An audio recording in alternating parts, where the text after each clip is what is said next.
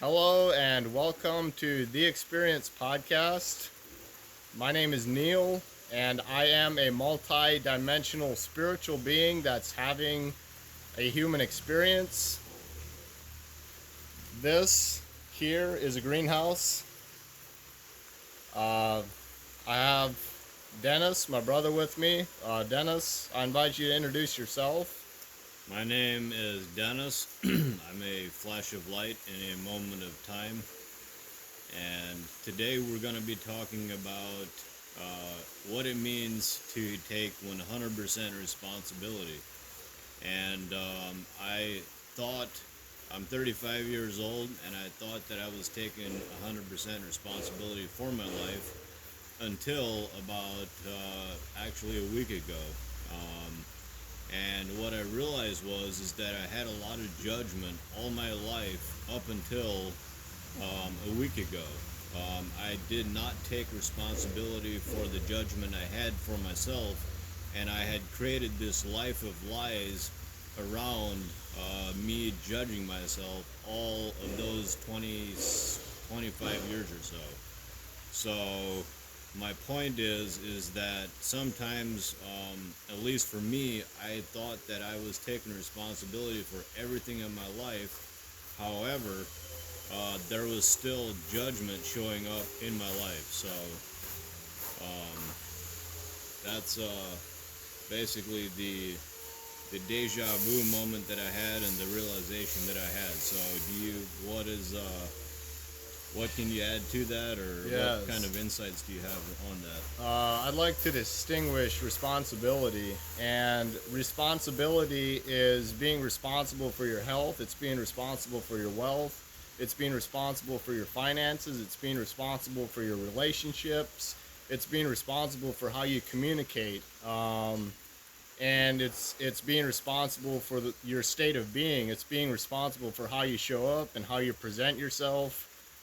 Being responsible is being responsible for your input. It's being responsible for what you feed yourself. We feed ourselves with our mouths. We feed ourselves with our ears. We feed ourselves with our eyes. What are you feeding your eyes? What are you feeding your ears? That's all being responsible.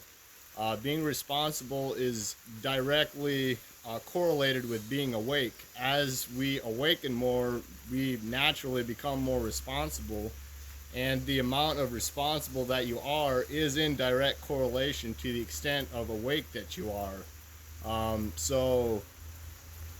With that distinguishment of responsibility, boop, boop, boop, yeah, cue the horn beep.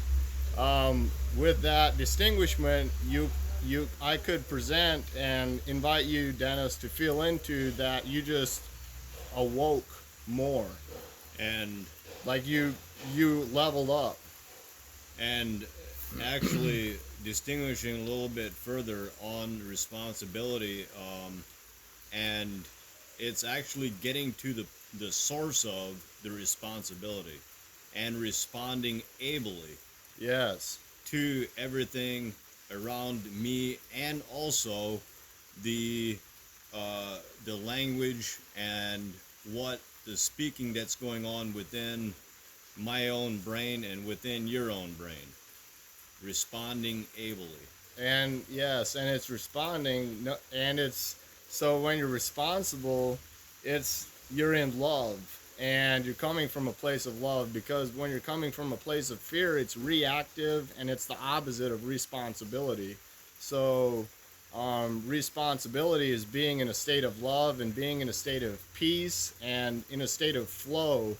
And the opposite of that is being in a state of fear, being reactive, and being in a dissonance with reality. And an example of that is a situation turns up, and you're uh, like someone like volunteers to take your plate and go wash it, and you're like, I'll fucking wash my own plate. What? They're in love trying to help you, and you reacted to the situation that was presented, and that's not being responsible for your emotions and your actions and your way of being. And so that's the opposite of responsibility. And when you're responsible, um, you may want to wash your own plate but you're responsible for your way of being. So a responsible response would be, thank you for offering, and I prefer to wash my own plate. It's being responsible. It's being responsible for your way of being. So that's an example. And do you have more you would like to share? So another distinguishment of being responsible, at least for me, those 25 years that I was judging myself, I was living from the ego. And once I let go of that judgment of something that I did when I was a kid, what I realized was is that it brought clarity and peace within my own being, within my own head, in a sense that I was never capable of experiencing because I was living in my ego, because I was in hiding. I was not being transparent. I wasn't being vulnerable Why was that? because I was living in my ego. I was living in my head. So after that judgment, Ego is edging God out. Go yes. for it. So um, and that's all I have on that. Yes. So, do you have something else that you would like to add, or? Thank you for asking. And I just would like to add that this moment right here is like there's no way the ego could have imagined this moment up. Um, I could have thought about and planned about it and like worked my ass off to achieve this moment, and it probably wouldn't have looked the way that it does, exactly how it is. And so I just right now am expressing my deep internal gratitude from my heart and from the center of my being, from my essence, from my spirit, for this moment, for you, Dennis, for you watching this. I'm very deeply grateful for you to be you. And I'm so happy that you exist. I'm so happy that you're you. And I feel fully embodied in gratitude right now. One other thing that I would like to share is we have an event coming up here in Costa Rica, right here where you're seeing this greenhouse behind us, December 2nd, 3rd, and 4th. We have a very special event called What's it called? Awakened Life Live. Um, so this is your invitation to come visit the village for yourself. The link's in the description. And one thing that I can promise you is that if you do show up, and this will be live at the village, it's open to the public, and there's also it'll also be streamed live online. So if you're not able to come to Costa Rica, Via Zoom. yes. So and you can watch it live from the comfort of your own home. So I invite you to come either on the live stream or come visit us. We would love to have you show up here live. We have plenty of bunk beds, and one thing that I will promise you is that you stay for the whole weekend, and if you attend every all of the event, the whole thing, I can promise you that your life will never be the same. Mentally, physically, and spiritually. There's a lady that was on hospice here. It was actually the founder of this village, Jonathan England's mother, and she is, I don't even know her age right now, but she's an older woman, a lady, and she was on hospice and was given a month to live. She was told by the doctors that she's dead in the month. She was addicted to Oxycontin and taking 15 to 20 drugs on a daily basis to essentially stay alive. But what kind of a fucking life is that?